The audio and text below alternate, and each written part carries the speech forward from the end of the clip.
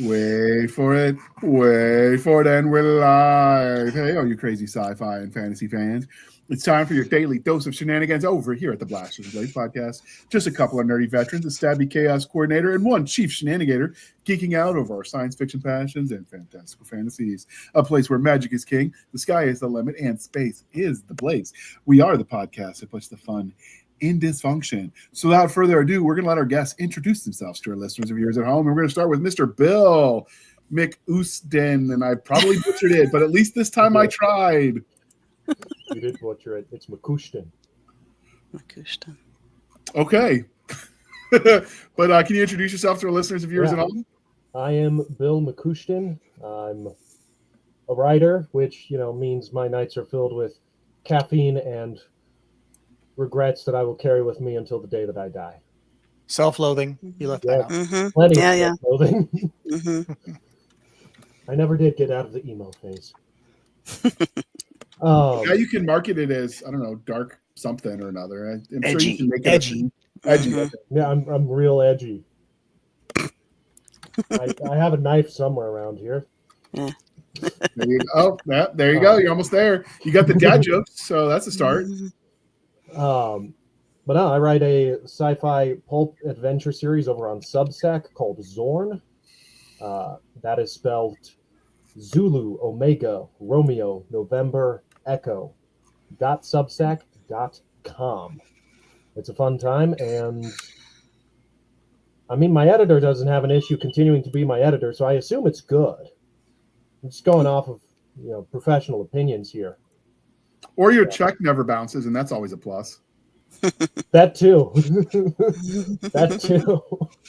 And the kids these days, for all of you people that are, a little bit in the well-seasoned category of life, the kids these days will never understand the fear of trying to beat a check to the bank. I'm just telling you, when it comes to getting paid. There've been some times in my younger days.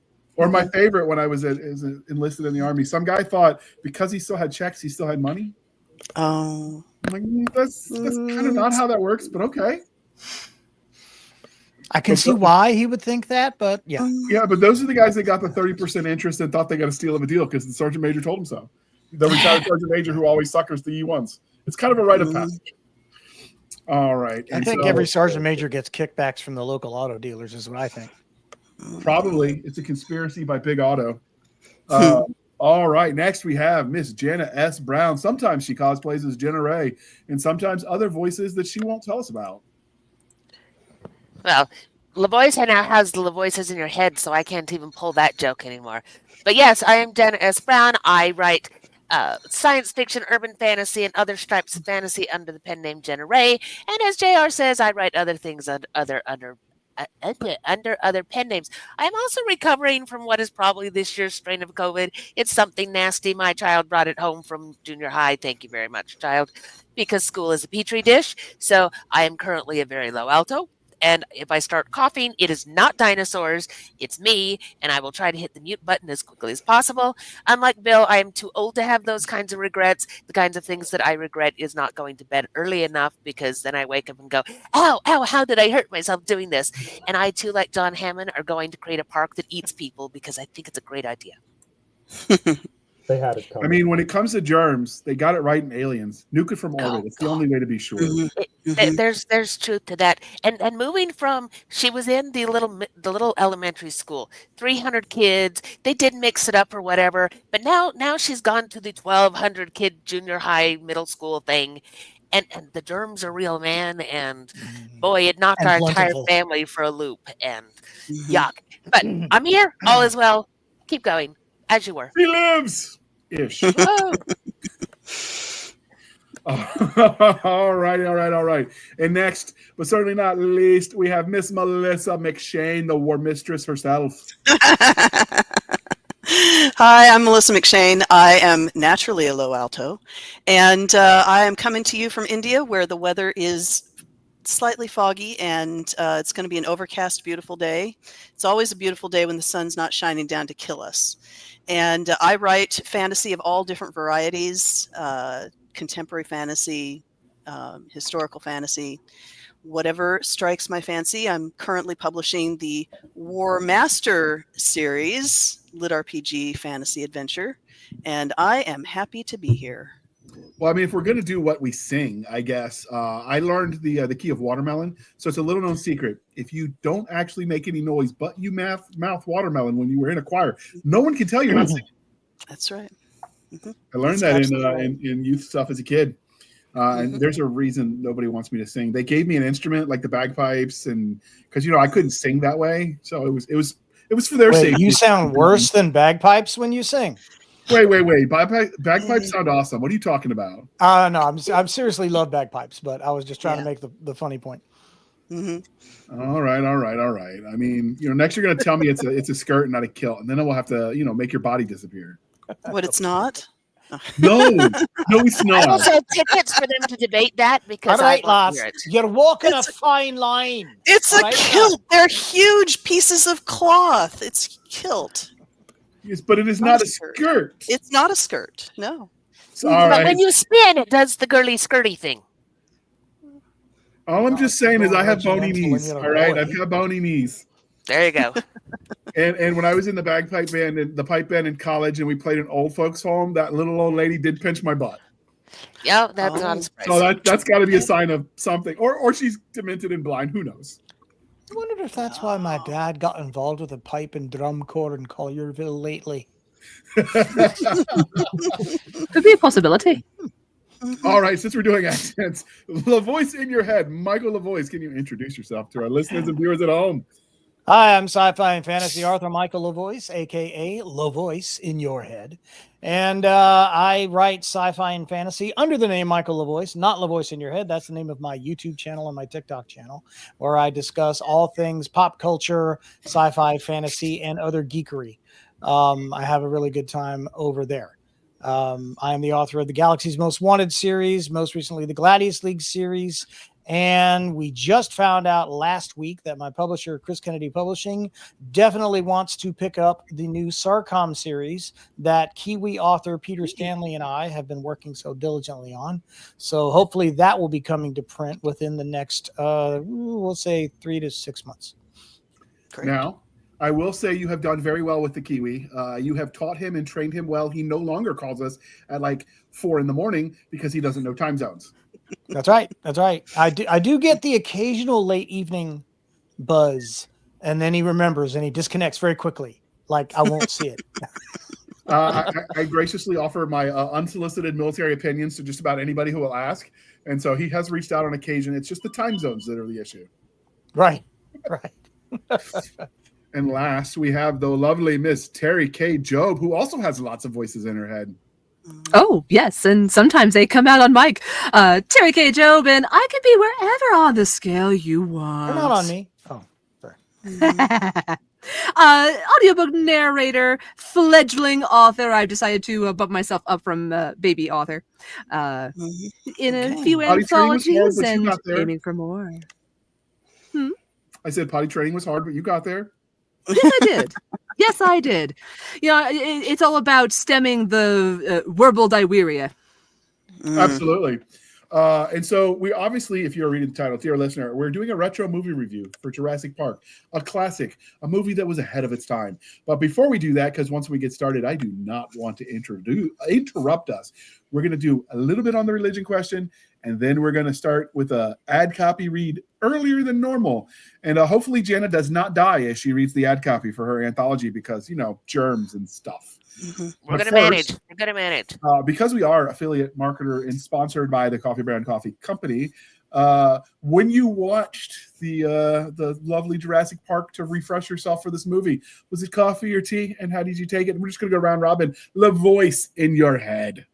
Oh, it's always black coffee. Coffee's black as my soul. Outstanding. All right. What about you, Melissa? Oh, it was Coke for me. I was drinking my after dinner Coke, which is different from my after lunch Coke. I thought you were going to mix it up and say Pepsi just to mess with us one time. No. You're going to do it, and we're going to be like having heart attacks on the screen.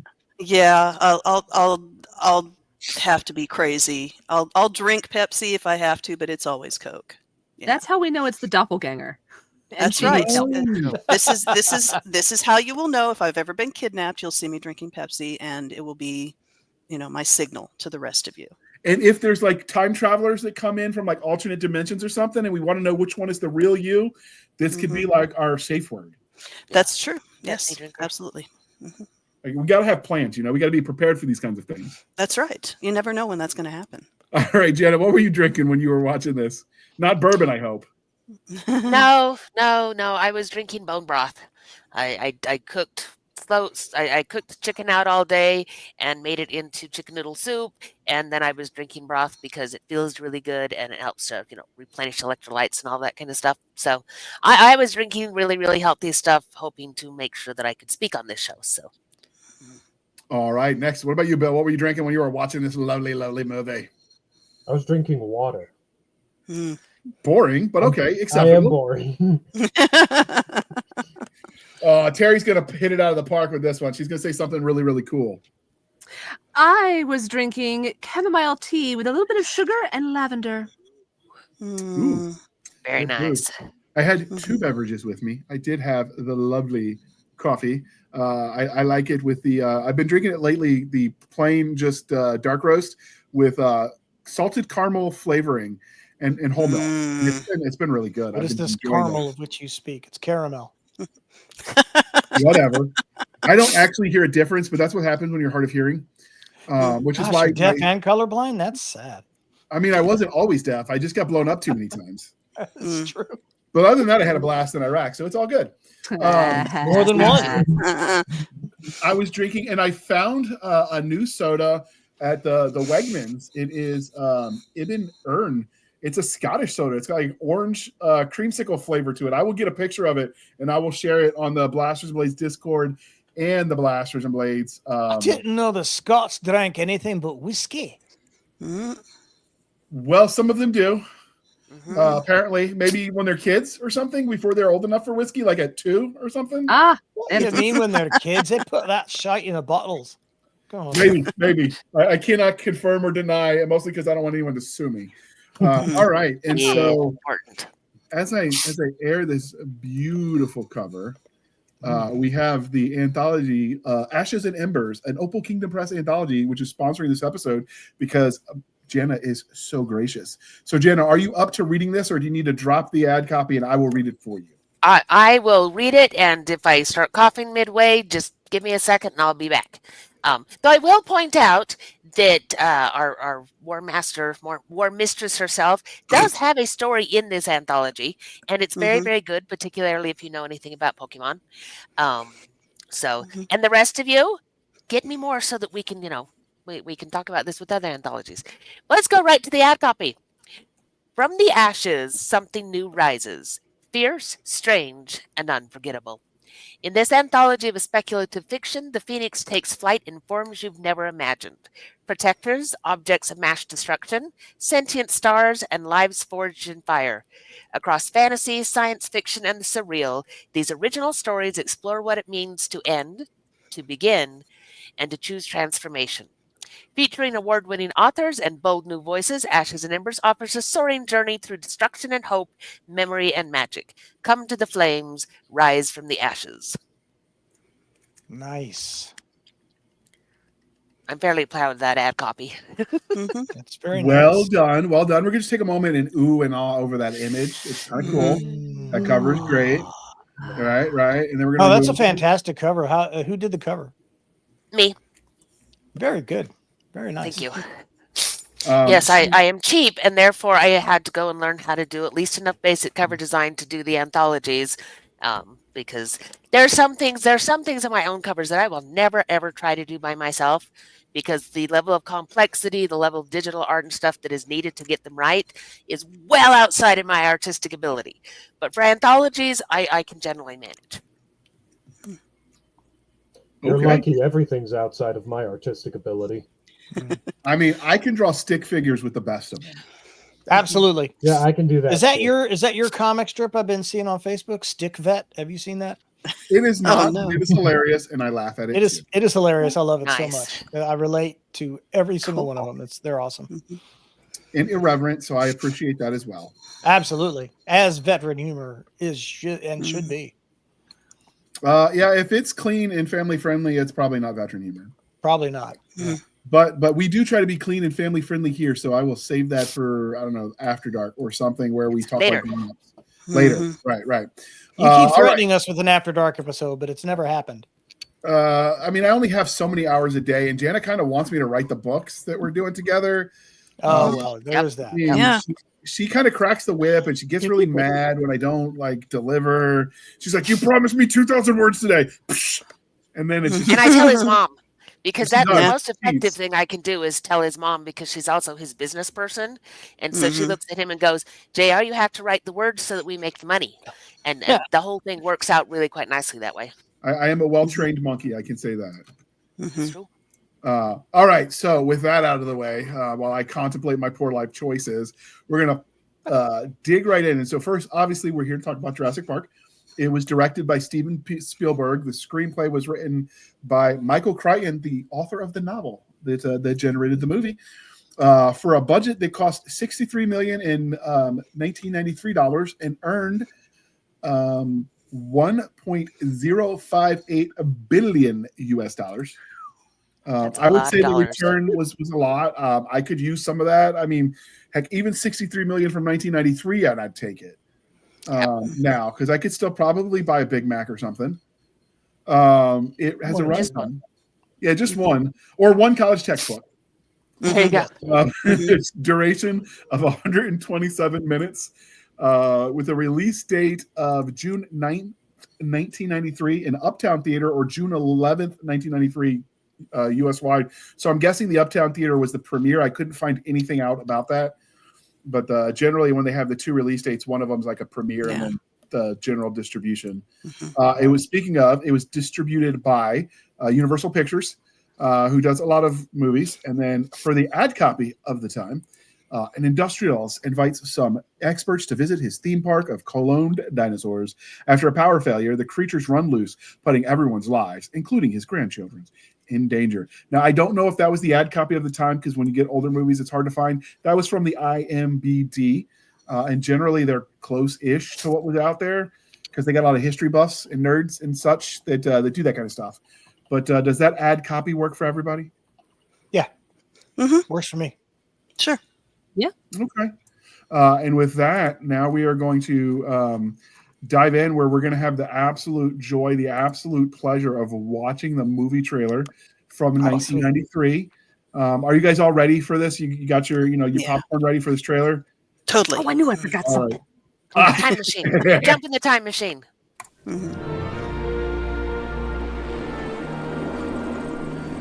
There it is. Welcome to Jurassic Park. We've made living biological attractions so astounding that they'll capture the imagination of the entire planet. The most phenomenal discovery of our time How'd you do this? becomes the greatest adventure of all time. Can I touch it? Sure. Universal Pictures presents You feel that? Hold on to your butts. a Steven Spielberg film.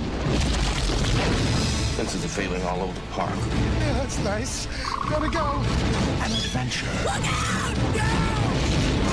I can't get Jurassic Park back online. 65 million years in the making. Jurassic Park.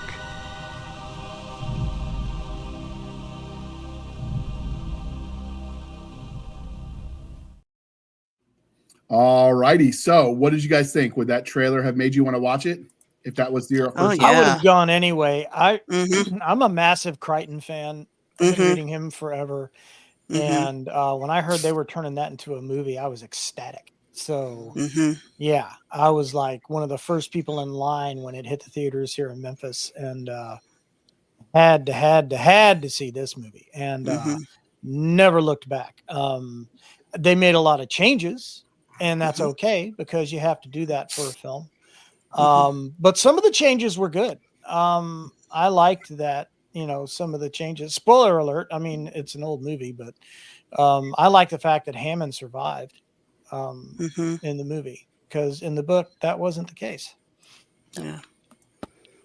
But there were some issues I had with it too. But I mean, it's Crichton, so the science. I knew the science was going to be at least plausibly handled to a degree, because that was Michael's thing, and but that trailer right there was perfect because it conveyed just enough of the sense of danger and oh my God, everything's going wrong, that you needed to draw people to the movie, because nobody wants to just go to see dinosaurs in a movie.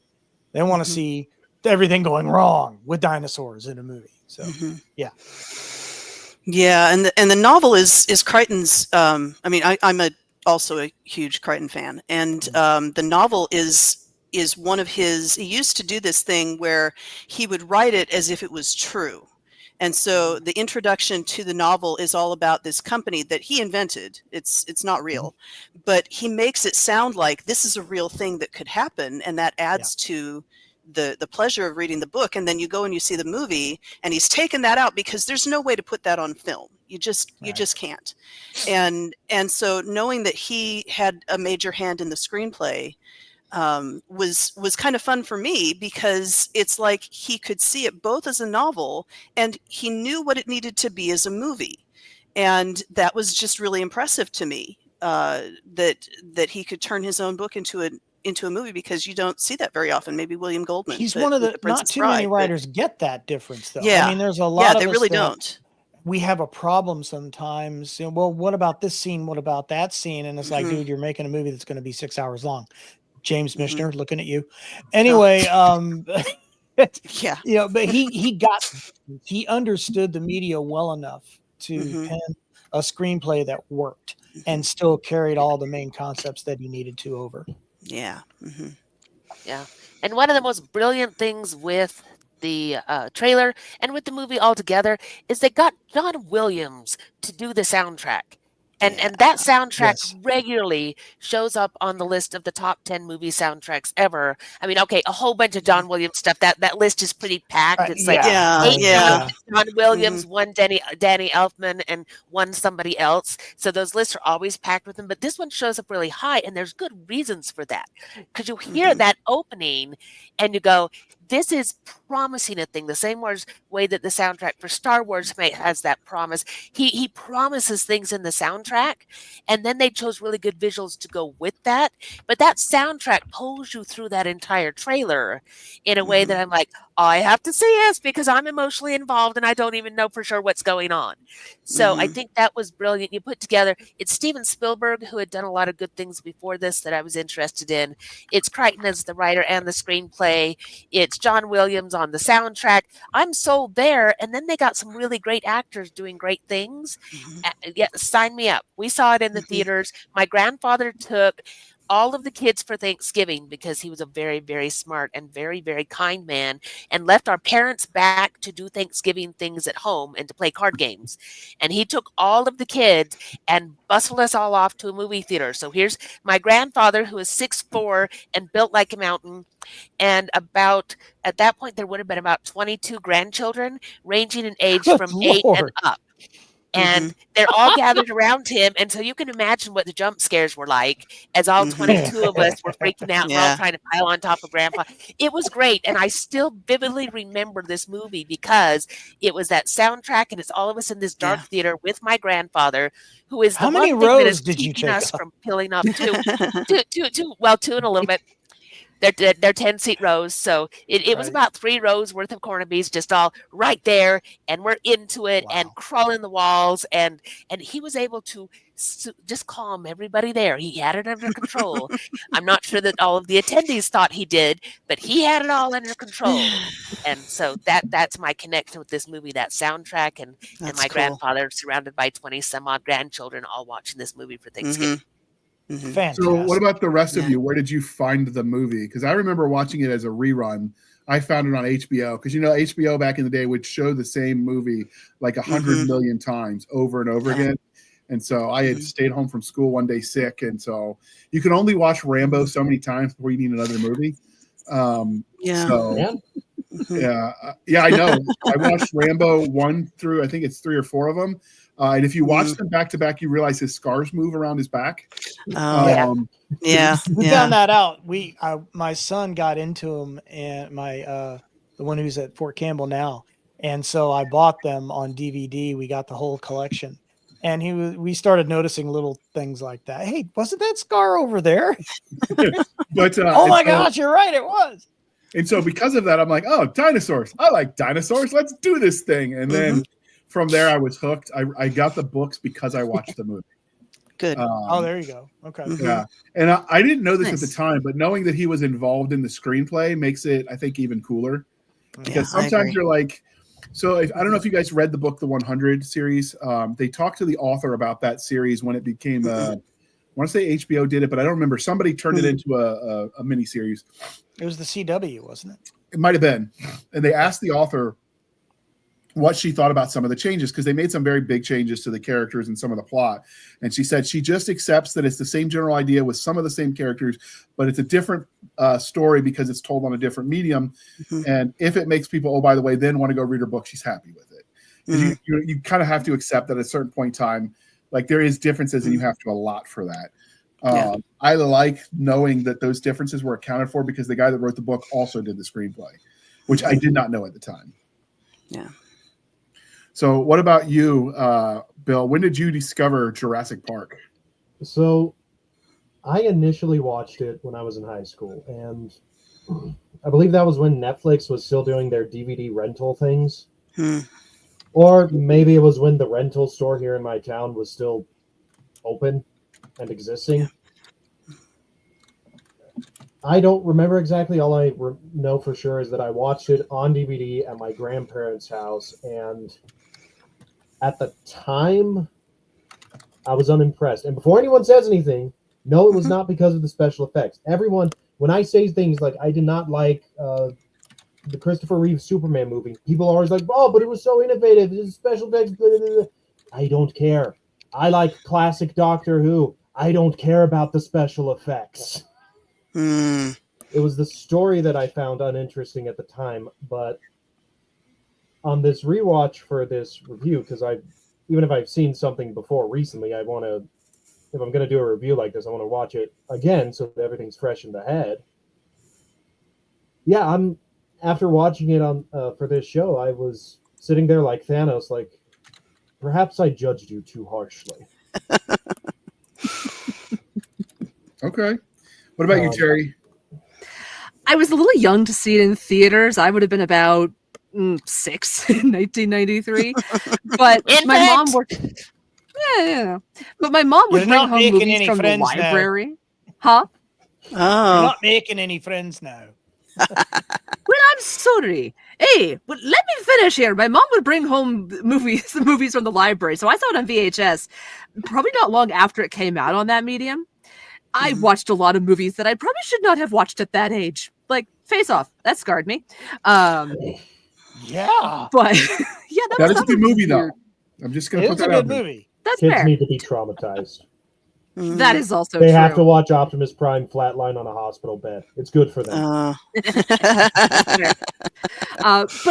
I do remember the opening with just that boom music kind of freaked me out a little bit. I was like, oh, what's going to happen? I don't know. But then it mellowed out a little bit for me after that. What I appreciated more later, because that was also around the time there was a video series on PBS that came out called The Dinosaurs that interviewed a lot of prominent paleontologists at the time.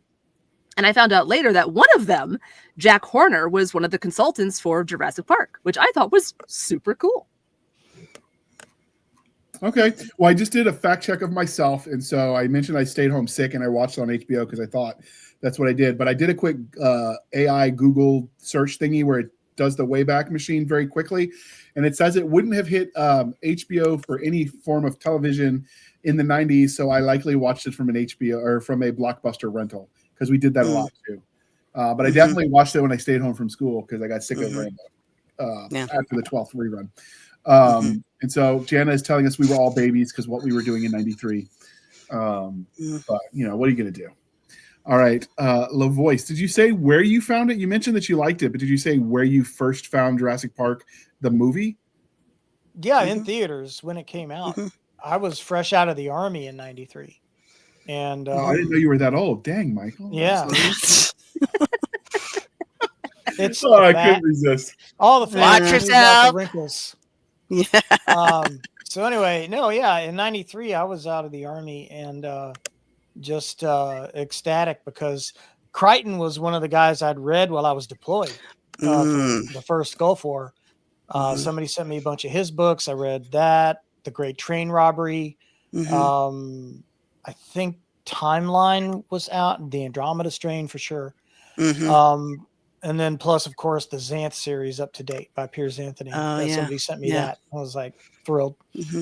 So yeah, when I found out after I got out and I got back home stateside that was being turned into a film, I was just following news about it very closely. And every every issue of Premiere Magazine I could get my hands on that talked about it.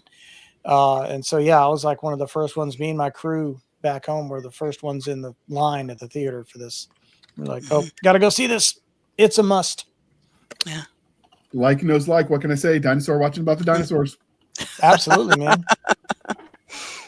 I'm sorry, I couldn't help myself, boys. If I'm ever nice to you, you're going to think I'm plotting on you. So, I mean, I know, right? I mean, I expect this now. All right. So, we have the next part we like to look at is we do like to look at the trailer. Obviously, this is the Jurassic Park logo, but this is one of the newer movie posters and one that was out back then, but it wasn't the movie cover. What did you guys think of this one? This looks too, I don't know, Studio Wombly nonsense. It's too busy. Yeah, it's got too much stuff on it. Yeah, they're trying to sell the whole movie in one go, and no. No. Where's your eye supposed to go? It's more like a Star Wars poster. Those have a lot of going on, and it's expected, not for Jurassic Park. Well, not only that, but for Jurassic Park, rewatching it, there's a level of, I'm not sure if mystery is the right word, but there's a lot of horror elements in the movie, and so it makes sense to have a poster that's a bit more mysterious, that hides a bit more, especially since that trailer we just watched. Right. Yeah, it gives you a little bit. It tells you, hey, there's this park, it has dinosaurs, and everything goes wrong, but it doesn't tell you how everything goes wrong. It doesn't tell you. It lets you know that at its heart, let's be honest, kids, it's a monster movie. It is a monster movie, and that's cool, but it's also a real sciencey monster movie. That one way more sciencey than most monster movies. Yeah, that one, I like that one. This is the original one. I found it on the wiki. That's great. Yeah, Minimalist. That's my favorite. Yep. Yeah, my favorite part of the trailer is the shot they do of the T-Rex eye, where the girl's in the car and the eye focuses on her and the pupil goes really small, and that is just that is my favorite part of the trailer, and it's one of my favorite shots in the whole movie. But that's the mystery, like you're talking about. There's a mystery to it, and it's not giving everything away. And I think that's what makes the movie is that you don't see right away what you're dealing with. Yeah, it's got dinosaurs, but the velociraptors don't show up in the trailer. Right. And they play a huge role in the actual film. I thought there was one bit in the trailer where they're like coming through the door. I thought, maybe I'm misremembering. I know that's a very iconic scene that's been now I can't remember thrown around everywhere because that is a very pivotal. That's here in the YouTube age. We've probably seen that kitchen sequence a bazillion times. Oh yeah, Before we move on from the poster, and I can show some of the screenshots I found that I thought would kind of illustrate for people who haven't seen it. And if you haven't seen it, what have you done with your life? Can we just talk about how amazing this logo is for this fictional park? Yes. Oh yeah, it's awesome. Yes. It is simple and it gets the point across, and it's just like, ironically, some of the merch that you saw in the movie for the park, you can actually buy, and it always could.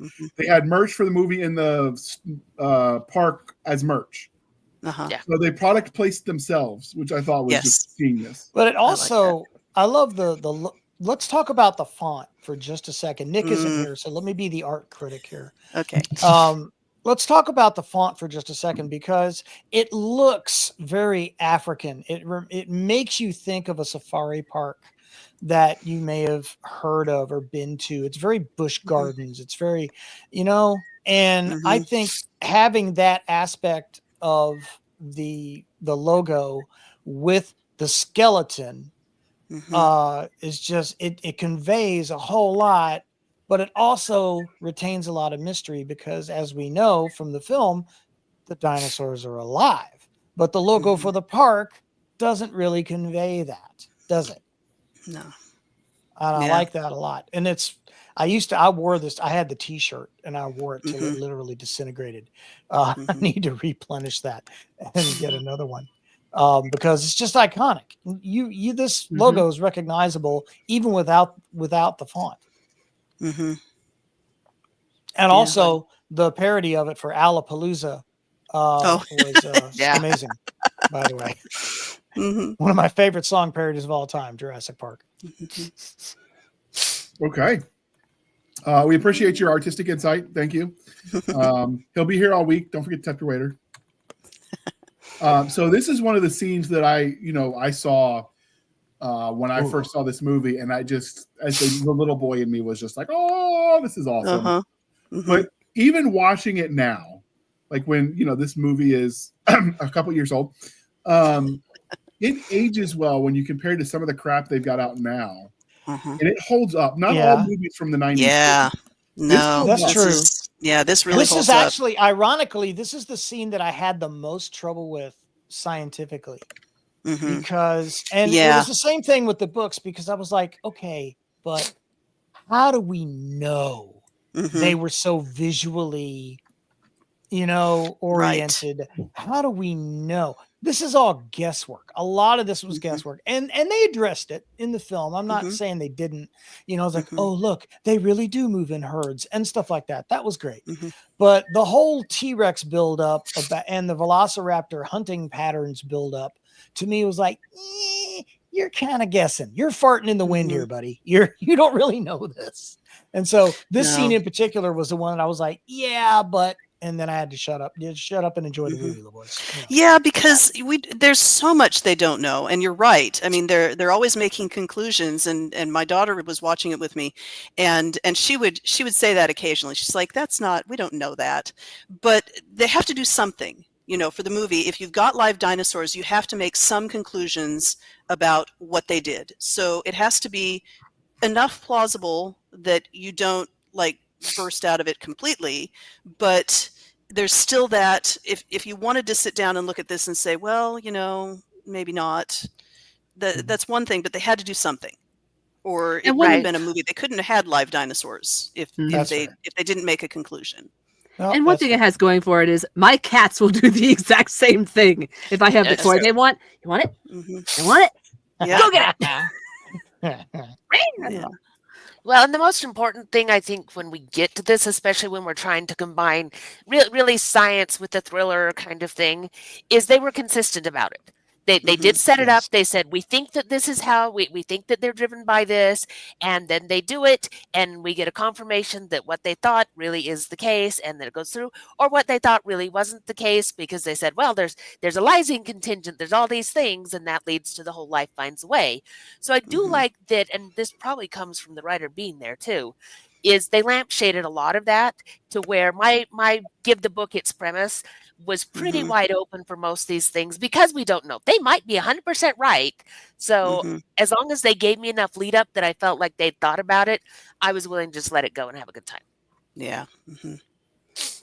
That iconic moment where they saw it all for the first time. Yeah. That's so like, you still get that feel. They try to recapture it with the sequels. But you're never going to get that lightning in a bottle again, though. And the way Sam Neill, when he comes up and yanks his sunglasses off and his eyes are all crazy, and that was just great stuff. And Sam Neill was great. He's tapping the other doctor on the head, and she's not talking. She's staring at the plant because it's in turns the her head. So he just grabs her head and turns it. Like that was just to me that did it. And all the things you don't think about, like, was like when they stopped to look at the poop. Like only an actual scientist is like, this is awesome. And the fact that Michael Crichton fit that in, added to the like these characters felt like real scientists to me. Yeah.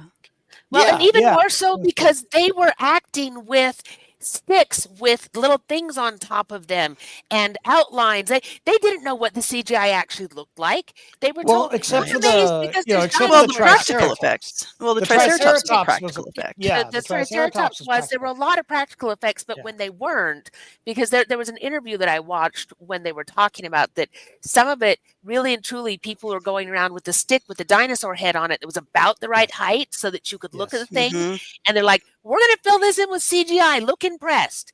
And it's like, that's kind of amazing, especially for those child actors who are doing scared out of their gourd really, really well when they may or may not have been seeing what we saw on the other side. That was one of the great things about this is I believe the acting. And sometimes in a monster movie, I don't believe them because they're not interacting with what is the CGI well enough. And so I can see that you're interacting with something that it doesn't match what I see. But this was a great one for their interaction. I believed it. I believed that they were seeing dinosaurs for the first time and were as awestruck as I would probably have been. And the kid actors, since you mentioned the child actors, there were parts where they felt wooden. But I mean, to me, all of that is explained away by shock, right? Like I've seen people in real life. Like that little girl just froze up and just looked totally like incapable of moving. That was a change they made from the movie that I wanted to talk about because I thought it was really inspired.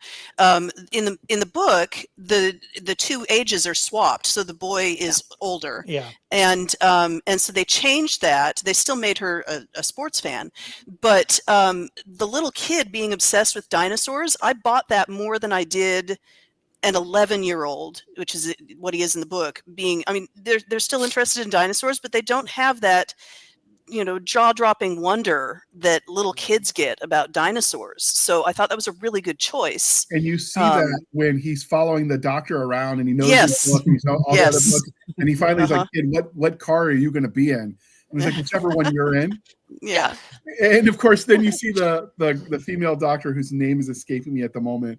But she tells the kids to get in the car with him because, and I quote, it'll be good for him. Yeah. I just thought that was awesome. The way they played that, and it was obvious like the two doctors had their romantic relationship, and she's thinking, I want kids at some point in the future. In fact, they explicitly discussed this, and he's like, yeah, ew, little people. And so her throwing the kids at him constantly just felt real to me, like a woman who's trying to convince her man. What woman doesn't do that at some point when they're in a serious relationship? I need to evaluate this guy as potential father material here. So let's throw some kids in the mix and see what happens. Yeah. The kids provided. Oh, sorry. Go ahead, John. The kids provided good emotional beats. Sorry, we're going to keep talking over each other. So I'm going to say this, and then I'm going to turn it back over to Bill. The kids provided these great emotional beats that we need in a thriller, and this was well paced. We'll get to talking about that, but they gave us those beats where it is we're going to tell the dinosaur jokes. Because we've just had this big thing, and not only do they need to breathe, but the audience needs a moment to go before the next thing goes on. So we had them for that. The moment when they're back in the family center and they go after the food, and the kinds of things they go after first is exactly the kinds of things that my kids would go after first. It was, we're going to eat the chocolate pudding. I'm going to eat it right off the spatula. I don't care. I'm like, yeah, that's how my boys would react to this kind of thing is they would go, we have now been scared to death, hurt, chased, hunted, whatever. We're starving. We're going to eat pudding cake until we die. And so it was these very believable things because kids in a movie can be annoying. And I don't think they skirted it sometimes where I'm almost annoyed by them, but they were able to continually pull that back to where I was like, okay, I actually like them here because they provide something we wouldn't have had if this was all adults or if it was all military, if it was all a different kind of person. They gave this nice range with the scientist, the lawyer, and the kids. And Malcolm. It was awesome. All right, Bill. And then I got something to say about the kids. Bill. I just wanted to say regarding all that talk about women throwing kids at the men they're interested in, it's for science. We have to collect they have to collect the data and, gather the results, evaluate, analyze. You know why that is, right, Bill? Because life finds a way. Life hasn't found a way for me. Anyway, There's still time. So one of the All this things, time I thought it was chaos theory. Oh, chaos theory. one of the things I really That liked. comes after. One of the things I really liked about the kids isn't even the two main characters. It's in the beginning when he's giving the tour, and one of the paleontologists had their kid on the dig site. And Yeah. the kids are like, "Oh, just chickens with wings or whatever." Mhm. And he goes up and he basically scares the crap out of that kid, and is like, "Oh, and then he's gonna cut your insides out and eat them before you're even dead," and like that whole thing. And then, of course, it's a plot device that we come across the raptor claw later too, right? When he's back in the tree with the other kids who he doesn't hate. But I just thought that was so awesome. And they made that kid so punchable. Like you just wanted to boot the kid across the yard. Like even the kids, when I remember watching it as a kid, I didn't like that kid. So they You weren't set supposed the to. No, I know. So they set it up so perfectly. And then to see the contrast of him with that kid who he clearly didn't like. He didn't like any kids. And then what we see later in the tree with the Hammond's grandkids. Like that night and day where he goes from I hate them all, keep them away from me to he's cuddling him in the tree. Like I thought that was good as far as like plot device and pacing and stuff. Yeah. I thought that was a good thing. It was a good character development moment. I mean, it gives Grant an arc where he's not a kid kind of a guy until he's thrown into a situation where he has to be the protector, and that manly instinct to be the protector kicks in. And that triggers all the other fatherly instincts as well. And by the end of the film, you know, you can tell, the guy's going to be a good dad. He's ready. And it made everybody happy because there was the one fan service moment where the annoying lawyer gets eaten. Yes. That was a beautiful scene. Oh my. Yeah. And right after abandoning the kids too. Right, like yep. This is like retribution. You abandon the kids, right?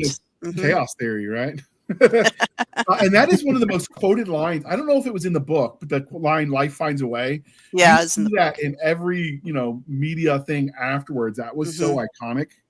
Yeah, and the Malcolm, that character was the conscience of the story.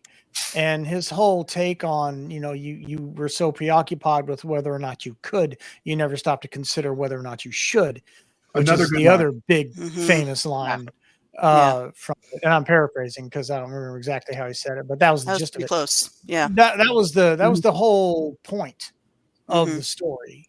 Sometimes ability does not equal morality and vice versa. So I really enjoyed Jeff Goldblum's performance in that. What was the second thing I ever saw him in? The first film I saw him in was Buckaroo Banzai. And then, of course, and then this was the next thing because I totally skipped Earth Girls Are Easy. And I don't know why. I never got around to seeing it. And then I saw this guy say, hey, look, it's the guy from Buckaroo Banzai. And wow, he can actually act. This is pretty cool. Yeah. I don't think I've ever seen Buckaroo Banzai. That might have to go onto a future episode. Yeah. I liked him in The Fly. He was good in that one. You just broke LaVoice. Dude. And LaVoice is now yelling in your head. Yeah, I mean, oh well. I just remember he was in a movie where he was somewhere in like Central or South America, and it was a girl with blonde, crimpy hair. That's the other movie I remember him in. But that does not help anybody. So if you can remember, figure out what the heck I'm talking about, you could tell us in the comments. But instead, we'll move on. So did you guys have a favorite character? Speaking of characters? Ooh. I really didn't. I liked the ensemble. I liked what each of them did. This was the first time I'd ever seen Samuel L. Jackson. That was also my first Sam Jackson movie. Yeah, and I had never seen him before, and he was really. I was really hoping he would survive, and then he didn't, and it made me sad. And then the way they showed you that he was gone was great. I'm not a scary movie guy. I'm not a horror movie guy. No, me neither. This is the closest to horror I get. Yeah. Oh, so jarring. That was amazing. But I just liked how they all worked together, and I think that's fitting for a Crichton novel because he was not good at character.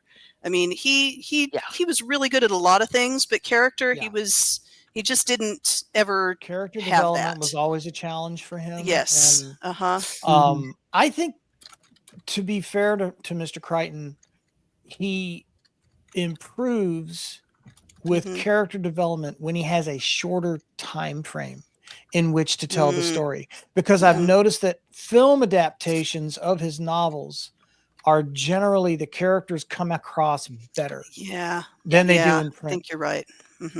So I don't know how deeply involved he was with like the Great Train Robbery but then again with that cast, geez, Donald Sutherland, come on. But that was the characters there were a lot better on film than they were in the novel as well.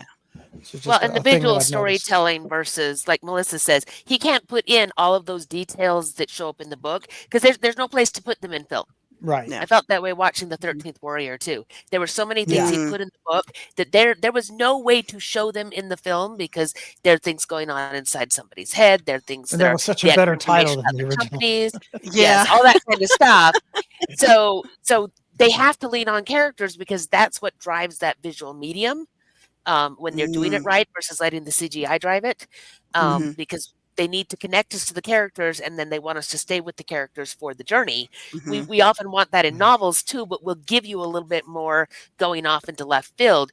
Movies don't give you that, and especially not in the 90s and the 80s when your run times, this is just barely over 2 hours. It's barely over 127.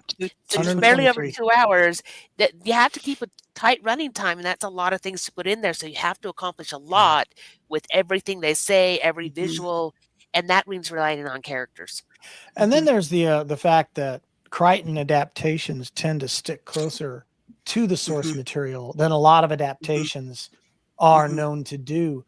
It just popped into my head. I wonder who's been optioned for film more, Crichton or Philip K. Dick. And I think PKD has been optioned more. But I think his work has been so misinterpreted in film as opposed to Crichton's. So I and I don't think he made it to film as much. I think he, exactly. I think you're right about that. And Crichton's more just very films have accessible. been made for Crichton material. But PKD stuff has been optioned more. Right. Yeah, I agree. So I just checked, dear listener, and the movie was Vibes, and it was from 1988. I just looked it up with Jeff Goldblum and the blonde chick with crimpy hair. Because he has to know. I have to know, and so now you can't. With crimpy hair, dude. Yeah, you can't at me for this one. But one of the things that I did like is that they did well in both the book and the movie Jurassic Park is the little details from the beginning that became important later. So in the beginning, you watch the little video with the characters as they're showing how they made the dinosaurs. And it mentions, well, we got the DNA from a frog because reasons. And then later, when you find out they're breeding on the island because, life finds a way, that frog DNA comes up really big as a plot point that follows on all the sequels and all the things they did either as shortcuts or as, their own individual motives, like the fat guy that was nobody cares. He's the meme. The computer guy. Wayne Knight. Yeah. Like all of those little details, they didn't disappear and just become nothing. They become important later. And I liked that if you watched it, you could see all of that come about, even if you didn't know it at the time. So, I definitely didn't know it at the time.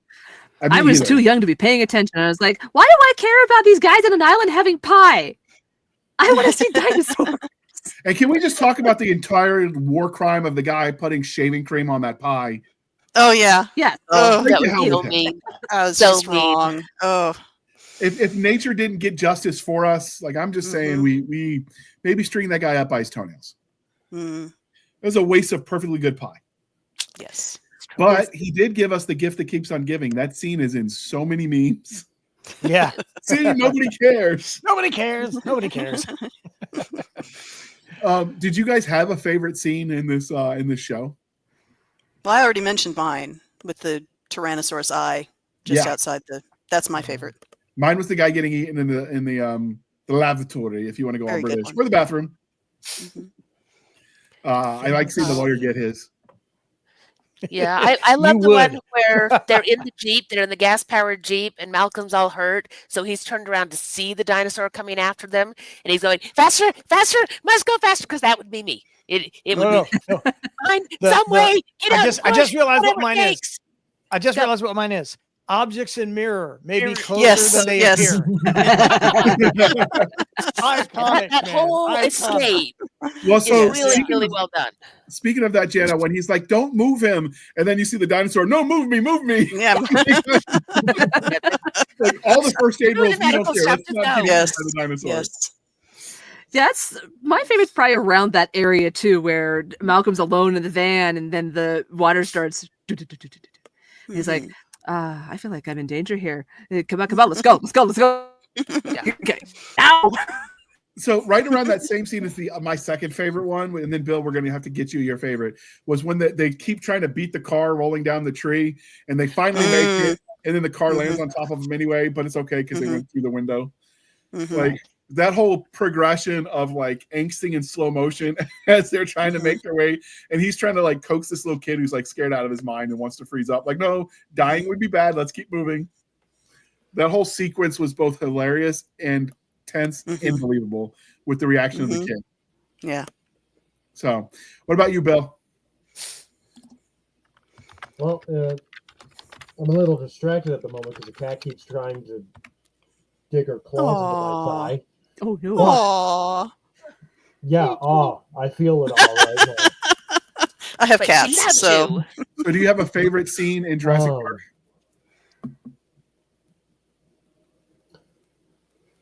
Honestly, I think the closest I can get is just the tension and the buildup leading to the T-Rex's appearance. At night when everything is, when Needy or whatever his name was, after he shut down all the security protocols and defenses for the park, and you just get that buildup of the vibrations in the water, the light at first, thumping in the sound design, and just everyone looking around and going back to those horror elements, it really built just a sense of unease. And I'm sitting there and I'm watching the scene, I'm like, wow, teenage me was an idiot. This is sick. But Spielberg, that was all Spielberg, man. Spielberg's a master at building that kind of tension. He did it with Jaws with a freaking animatronic shark things. So I had no doubts at all that Spielberg was going. Man, the internet is censoring him because they didn't like what he was about to say about Spielberg. Yeah. So you got censored. So you want to try again? We'll see if they don't kick you off the internet. I don't know what happened. Just what was that? You froze on our end, so we didn't hear whatever brilliant point you made. Everybody on my end, I saw a big white circle go around as like the whole thing was loading here. So I was just saying that Spielberg is a master at building that sort of tension, and that I was very excited when I first learned he was connected to the project because I knew that it was going to be visually stunning and paced. Yeah. So speaking of pacing, what did everybody think of the way this movie was paced? I thought the action worked for me. It was enough relaxing moments to keep, but I mean, you got dinosaurs, so there's always tension. Even the ones that weren't meat eaters could step on you, so there was always tension. Yeah. Yeah. And that was the thing. That was the cool part. You saw they started it with the Triceratops, right? You get a sense for the scale of these things. Even the smaller ones are massive with the sick Triceratops. And then you move on to the great big ones, and then the little teeny tiny ones that are running around, and the ones that spit venom. And it's very much an Australia moment where everything's trying to kill you or could kill you, even just inadvertently. Hiding, hanging out in the trees, and the Vegisauruses could still potentially hurt you, not even meaning to. So sneeze on you. It was all very well. Yeah, I think the pacing is just brilliant. And can we just take a moment to appreciate that nature and karma came for the guy that was driving recklessly? That's right. On the roads, because there are guys like that in real life who don't get the karma they need when they're weaving in and out of traffic. And it'd be nice if a dinosaur would eat them. Yeah, it would. Yep. Well, and one of the best parts of the pacing is that they give you points where you feel safe. Yes. Because they get to the point that they're like, the phones are working. Jurassic Park is back online, and everybody goes, whoo, and then they realize, no, the raptor fences got turned off. That, you know, every time that they think that they've got something solved, it actually leads to something else. Oh, we're almost home. We just have to climb over this fence and we'll be fine. And he's climbing the fence and we're watching her pump the thing. It's like, oh no, get off the fence, because we think they're safe. And they did a great job with so many points where you go, all right, they're safe. It's going to be okay. Oh, no, they're not, because he's going to get blown off the fence. Oh, no, they're not, because here are the raptors. And no, they're almost out, but there's the raptors again. And then here comes the... So it was brilliant that way, in that you do get that sense of relief, and they let you down to go, okay, well, this must be where the movie ends. Except there's still a lot of the movie left, so what else can go wrong? When the movie was actually over, I'm like, okay, does a pterodactyl come and get their helicopter? Is this really the end? And it took a while to wear down from that after watching the movie, because it was like, and so, but it's also a really great example of the plot structure that I really love and admire, which this happens, therefore this happens because of this, and then this because of this. Whereas a lot of modern movies are just like this, then this, then this, then this. And it's just seemingly interconnected slop stacked on top of each other. This wasn't like that at all. Everything caused something else. And so part of the pacing in the two different, because they had lots of lulls in the action, which is what Jana was describing.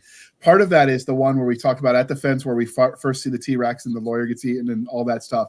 Is you see the girl, the older sister, freeze because she's got the light, and then like the brother's like, no, turn that off. And then you see back in there, you know, Dr. Allen is, no, turn that off. And she freezes, and she's clearly afraid, and she's letting her fear control her to the point where she almost dies. And then fast forward that she's in the family center. That's all the food is left out, and they're like, hey, where is everybody? And of course, she's true to her principle. She eats the vegetables when all the cool stuff is there, because she's a vegetarian, which I thought was kind of a funny, because vegetarians are often the butt of jokes, and you know, vegans. So I was totally okay with the way they played that. And then suddenly, like, she's the brave one when they're hiding from the dinosaurs, and she's like distracting it so her brother can get away. Yeah. The older sibling. And to the point where she almost got eaten to keep this kid alive. Yeah. And for me, that was like perfect circle of her kind of overcoming her fear and then doing what big siblings have always done, looked out for the longer ones, even when they hate them. So, you know, I thought that worked. And I do remember when I watched that with my older sister, that scene was the one, see, I got that a lot. So I remember that scene from when I watched it the first time when we had the movie. Yeah. So, what got any thoughts to add, Bill?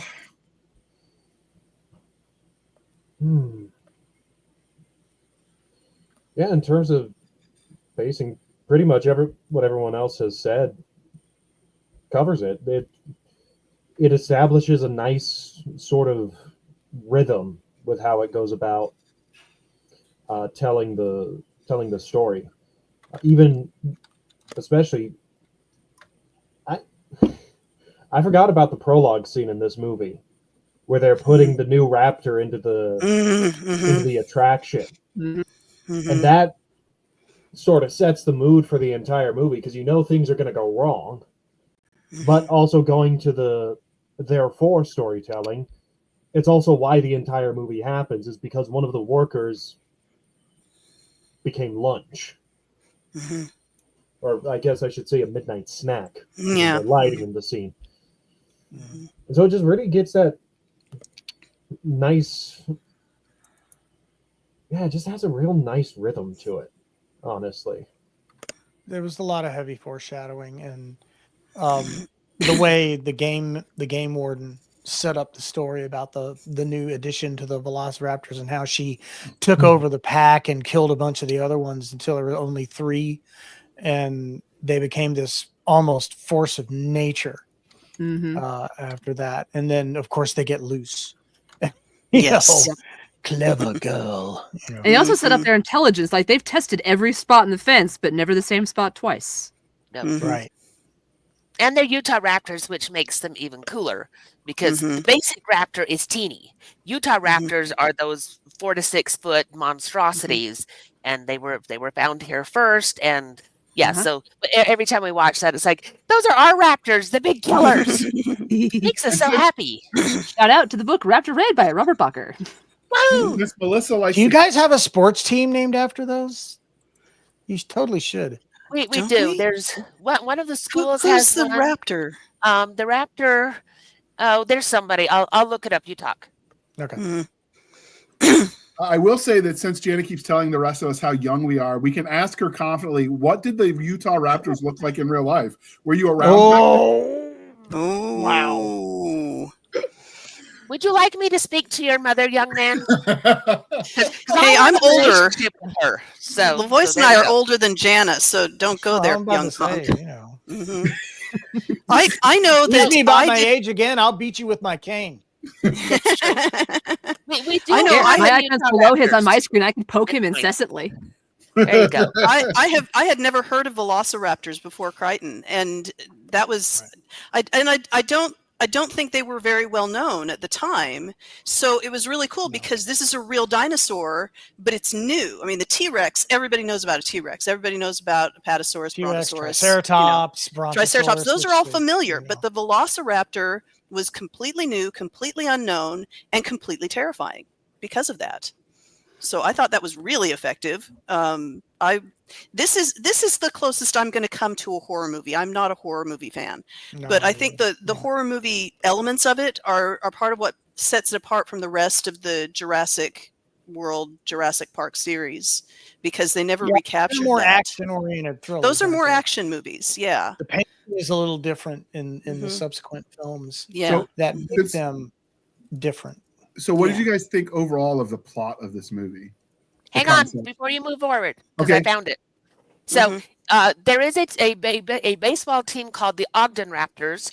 That Ogden is about 45 or no, probably closer to an hour and a half north of me. Yeah. And so they are a minor league baseball team. Because of that, when the NHL moved their hockey team here and they were trying to decide what they were going to be named, they almost became the Raptors, but there was a trademark issue because of the early thing. So now we still have the baseball team, and instead the NHL team became the Mammoths. So there you have it. Oh. We're still at least, we're still ancient history. Ta-da. Take the joke where you will, JR, and go ahead and move on. So what do you guys think overall of the plot or the concept behind this movie than the book? Well, I already said I loved the adaptation from the movie and the book, and I totally believed it. The chaos theory element is stronger in the book. It leads off each of the sections. There's a little bit more of a fractal as it goes along. And chaos theory was huge at the time. I wrote my honors thesis on the intersection of chaos theory and literature, and said a lot of crap that I now regret. But kind of like chaos me theory in philosophy class. Okay. Yes, and it was I was selling it hard, but chaos theory was really big, and I liked the way that it intersected with here's this very modern thing versus paleontology, which is a very old thing, and yet the two of them are coming together in ways that nobody really expected that chaos theory could explain. So that was part of what I liked about it. I liked that concept. Yeah.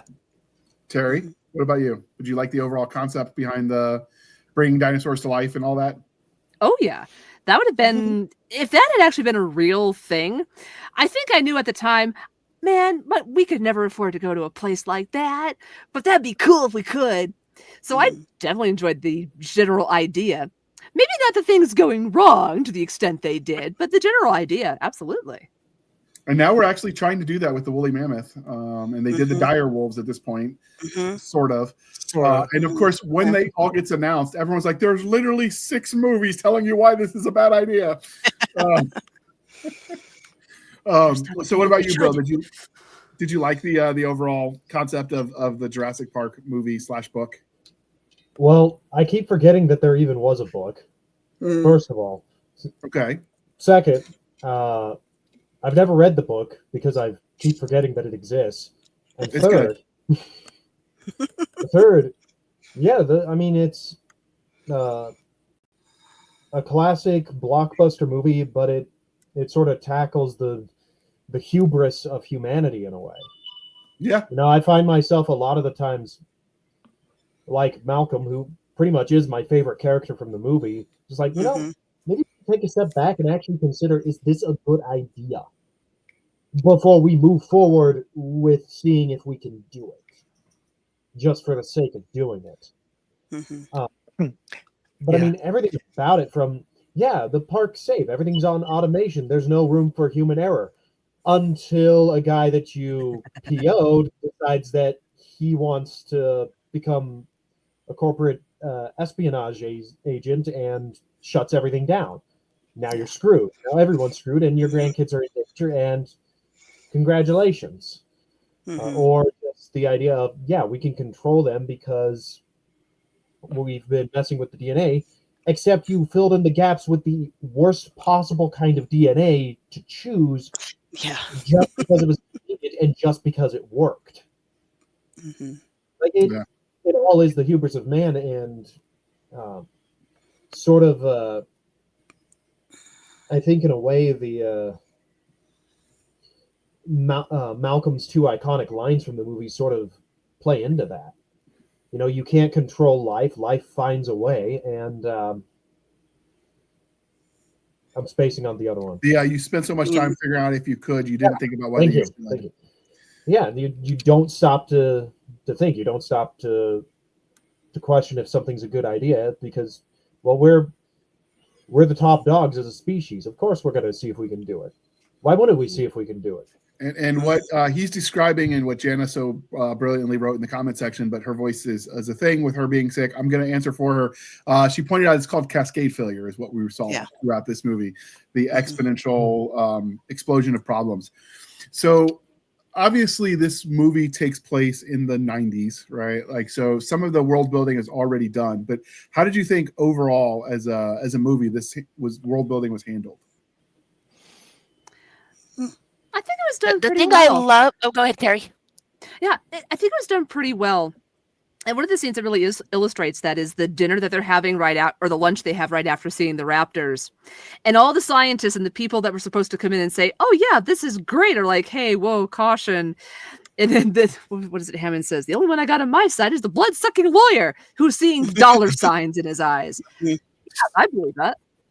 Yeah. I think one of the elephant in the room as far as worldview, and this is not my idea. This was pointed out by another podcast called the Unsubscribed Podcast. There's a guy on that show called The Fat Electrician. And he and the rest of the guys on the podcast basically came up with the concept that Jurassic Park was bullcrap because you're going to tell me that somebody's going to reinvent dinosaurs or figure out a way to bring them back to life. And the first person that didn't do it was a guy from Texas that turned it into a safari park where you hunt them. No, that's not. I was like, kind of has a point there. And I mean, we don't know what a T-Rex tastes like, but I'd be willing to try. Hey, man. Probably like alligator. Tastes like chicken. Yeah. Everything tastes like chicken. That joke circles back to the first intro. Because they yes, it does. thought they were based on chicken. So, so does anybody have anything they want to add? They thought about the world, but I thought it was well done. There was so much of it done for them, just because it was written in the actual kind of world as is. But Jana, as the former IT guy, I will also say that the Unix representations were garbage. Oh gosh, yeah. We're not going to talk about that GUI. That's awful. But just really quick, Hammond says he wants it to be like Disney World. And when you look at actually what they did, there's a whole lot of Disney World-esque to it. The Jeeps are painted in phenomenally bright colors. They have the logo everywhere. You have the center that you start with where you get the little video. It's a ride. They've created a ride for you where you sit on the thing and away you go. I mean, it was brilliant from what they said. Yeah, it was the 1990s outside of that. But Jurassic Park itself was really thought out as to, well, if we wanted to make a theme park around this, what would you do? And he said, and we're going to have rides over here, and we're going to have all these other things that were based on a combination of safaris and theme parks, and you shove them all together. And if you've been to the Animal Kingdom at Walt Disney World, they talk about what a gigantic pain in the butt it is to do that. because you do have the problems of when something goes wrong with an animal, you have to take care of it in a very different way than the animatronics. And they mention it in the film about, at least the animatronics don't try to eat you, if it goes wrong. But the setup for the world building really suited that. We're trying to do the best things of a safari, the best things of a theme park, and what happens when all of it goes completely nuts. But they thought about it. The colors were right. The logos, the great big gates that open, all of it was set up the same way that it is to go to a theme park, and I loved it. Okay, so since we've covered that, what do you guys think about the cinematography, since it is a movie? Beautiful. The sweeping, when they pan across the field, when you first see the dinosaurs, when they're watching them from the Jeep, and they did that big pan across to the lake where they're all at the watering hole and others are in the background, and then that one stands on its hind legs to reach the tippy top leaves. That was just outstanding mix of live action and CGI for its time, and it still holds up. I mean, on the rewatch, I'm like, this. I thought it was going to be a lot hokier. I thought it was going to be like Harryhausen stop motion ick, but it wasn't. It's still so much better than even some of what's being churned out by modern CGI companies now. Yeah. Anyone else want to weigh in on the cinematography? It successfully did what it needed to do for the scenes. Honestly, I don't want to do an EFAP and like break down every single thing they did right, because honestly, it really is some solid cinematography. Spielberg is considered one of the greats for a reason, and you can see it with this. You can see it with Indiana Jones, Jaws, so many of his movies. This is no exception. He knew what to do, when to do it, and it was effective. It was absolutely effective. Okay, well then, as we bring this to a close, because we don't want the movie to be longer than the movie review to be longer than the movie. What's everyone's overall thoughts as we bring this to a close? Science monster movie done right. Okay, Melissa.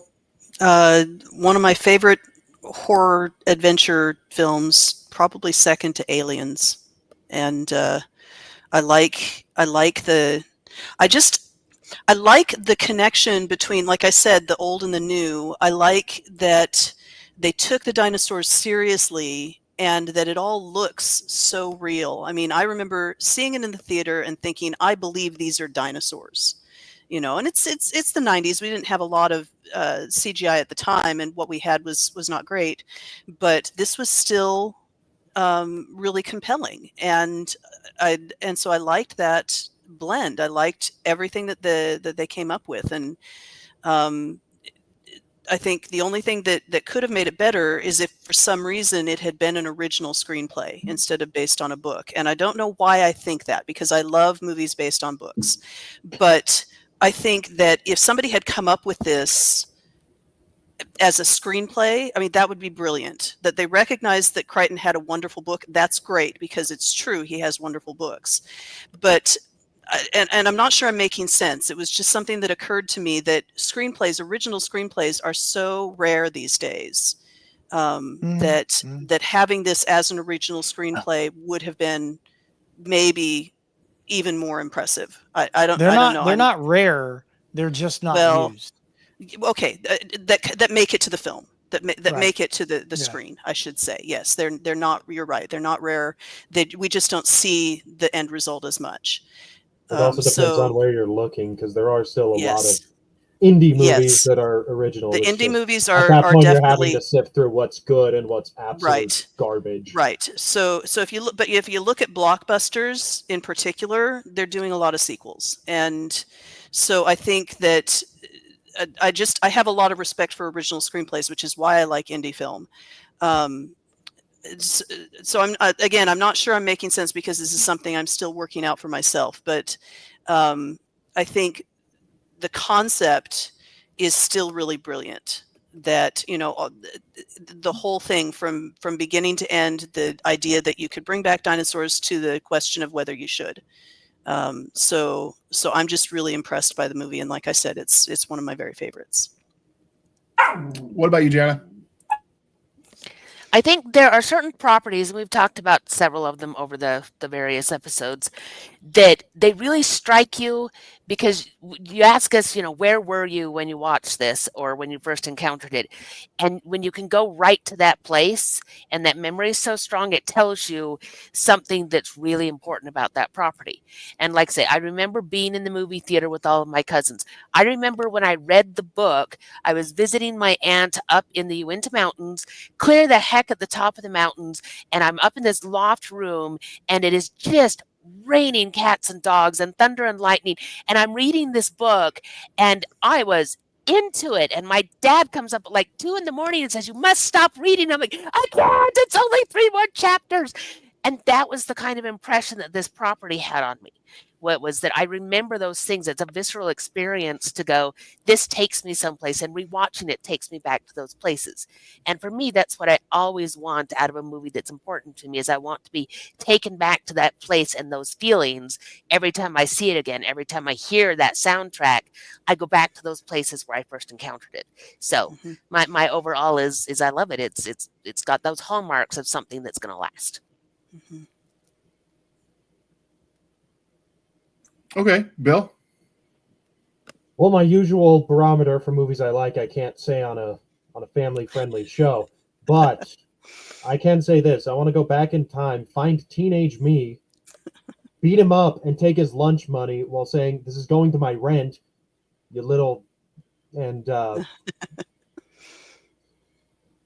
it's okay. Next week in therapy. Yeah.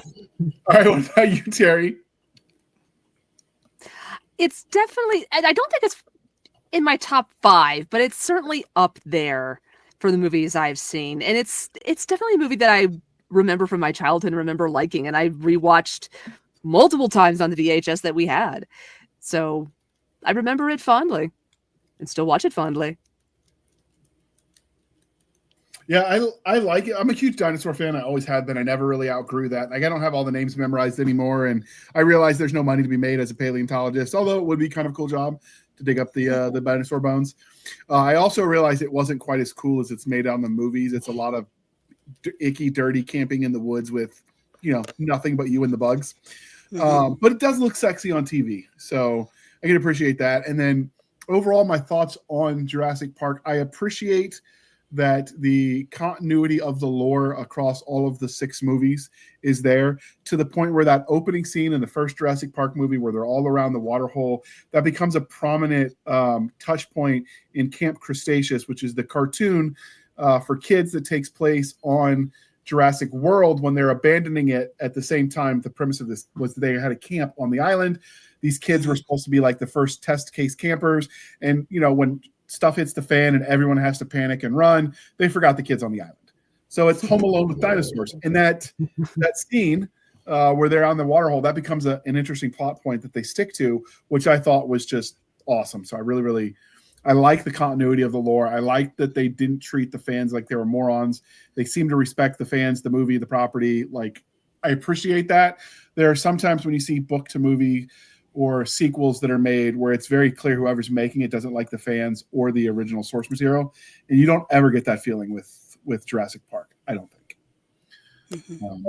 So, all right. So as we wind this down, this is the part where I remind you, dear listener, to please be kind and speak your mind on the reviewing platforms. Your reviews help the right readers find the right books, and that really does matter, especially with our sponsors. So if you want to check out the Ashes and Embers anthology, link will be in the show notes. Go click it, read it, buy it, love it, and then leave a glowing review. They will love you forever. And with that, we're going to go round robin. And Michael, what are you writing right now? And keep in mind, this will be airing at some point in the future. So what are you hypothetically writing? And then where can we find you? Currently working on Sarcom books 2 and 3 with Peter. So we can get those ready for publication. Also, I've got some short stories coming out soon in hopefully some anthologies. And just let me plug this one real fast because it's near and dear to my heart. I've just released a story in an anthology that benefits the Gary Sinise Foundation. Cool. So it's called Brighter Shades of Gray. And I've got one of my fantasy world stories in that anthology. It's got poetry in it, as well as short stories. I didn't write the poetry, so don't be afraid. But you can find that at Amazon.com. Brighter Shades of Gray, benefiting the Gary Sinise Foundation. So hopefully that is still going strong. And other than that, you can find me on my YouTube channel, LaVoice in Your Head, also on TikTok, and my website, michaellavoice.com. All the relevant links can be found there.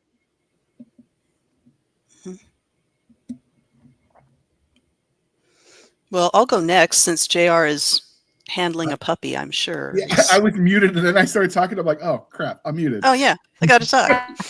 Yeah.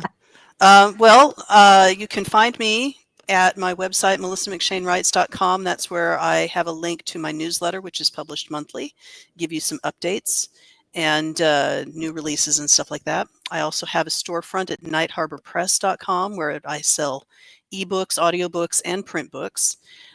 You can follow me on Amazon. They do a pretty good job of sending notices of new releases. And I have a Facebook readers group.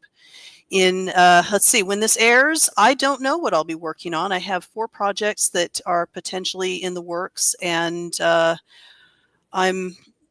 it'll be one of those. I'm not sure what it will be, possibly a sequel to the War Master series, and that would be fun. Since we call you the War Mistress, you could write a story about the God of War at some point. I could. I would be the fine Goddess with that. of War, like I should say. Goddess of War. There you go. Yeah. Mm-hmm. All right, Jana, what is future you circa November-ish going to be working on, and how can we find you on the Wild Wild interwebs?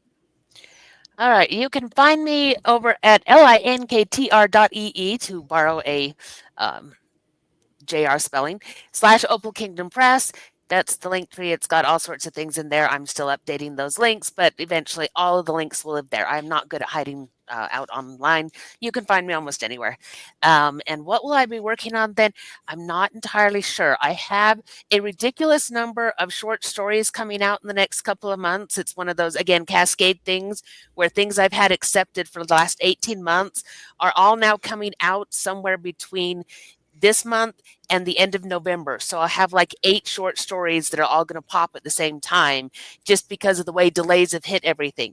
So there's a lot of cool stuff coming out. I will be updating that on my website. I will be updating that on my newsletter. So you can come on over and join those things.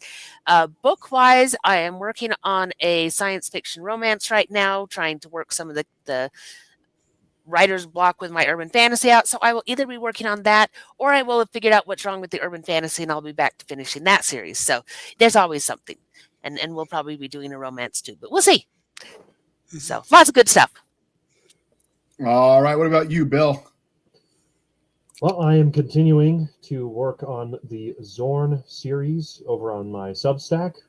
Again, I spelled that at the beginning, but again, that is Zulu Omega Romeo November Echo is how you spell Zorn. And that is zorn.substack.com. I also have a couple books in the works, a bit of a passion project, and then another thing that I'm working on for a contest that I'm not going to really advertise right now, even though it will be readable because, well, November is going to be after the deadline when everything has to be written for it. So, I mean, what's the point? But either way, both of those will be, I'm hoping to get out there within the next year or two, bare minimum, work allowing. So. All right. And finally, Teri. Well, by the time this airs in November, I will be done with the play I got roped into writing. Thank God.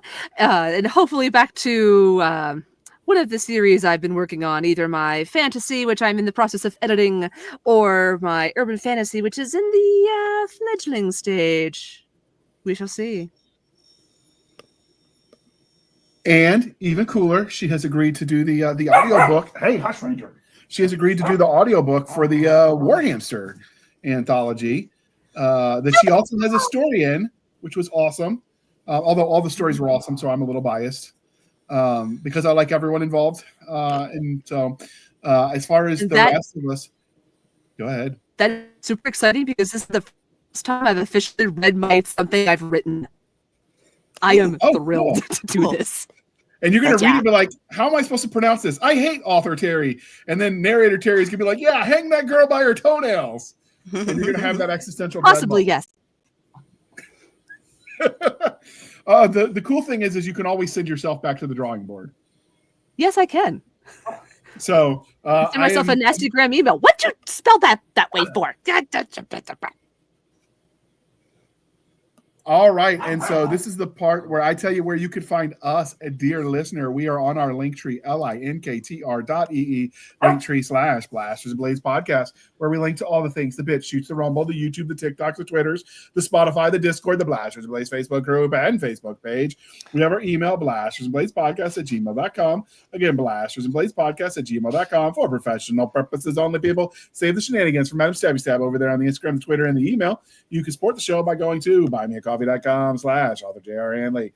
Again, buymeacoffee.com/author J.R. Handley. Be sure to put in the comment section that it's for the podcast, and I promise I will keep my co-hosts duly caffeinated. They will drink that coffee brand coffee, tea, or hot chocolate until it pours out of their eyeballs, and then we will point and laugh because that's just what you do in the modern world. And with that, if you want some of that delicious drink once coffee or tea or hot chocolate, you can go to the link in the show notes. Use the code podcast grunts. Discount code gets you 10% off. We get a little bit of a kickback. It's a win-win, people. And with that, I would like to thank you for spending some of your precious time with us. For my crazy co-host and ranger, I am J.R. Handley, and this was the Blasters and Blades podcast. We'll be back next week at the same time, where we'll indulge our love of nerd culture, cheesy jokes, and all things that go boom. All right, thanks for coming on, everybody, and putting up at the end with Ranger. He decided to wake up. I did not walk him far enough, apparently. He decided to wake up at the end, and he voiced his opinion. Apparently, he does not like dinosaurs. But you know what? He probably would get eaten by them, so that's probably fair. And with that, thank you, everyone, for coming on. This was fun. And when all of your new projects come out, I would like to have you come back and talk about them, because that's what we do here. And with that, I'm going to hit the end button before I say something stupid. What? Too late. Boom.